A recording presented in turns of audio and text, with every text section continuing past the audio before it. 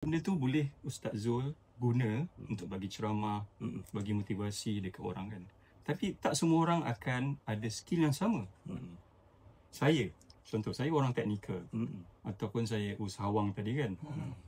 Macam mana saya nak mencari keridaan Allah adalah menggunakan setiap titik langkah dalam bisnes saya untuk mencari keridaan Allah Subhanahu Wa Taala. So dengan berniaga pun, dengan skill yang saya ada, saya gunakan untuk menjadi jambatan kita ke akhirat besok. So dari situ timbulnya bukan semata-mata kita mengharapkan profit.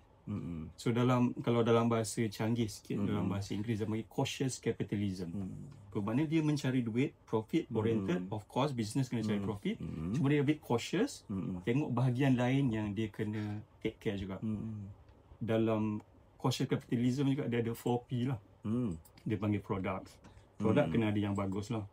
So kalau produk tak bagus, macam mana kita nak dapat jualan, betul? Lepas tu people ni kita punya staff dan juga orang yang kita serve.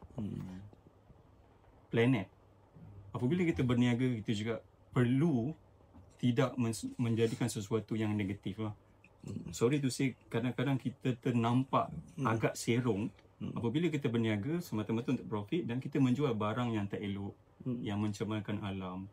Contoh sekarang banyak viral kan on the case. Dan last, paling penting adalah profit lah. So 4P dalam bisnes.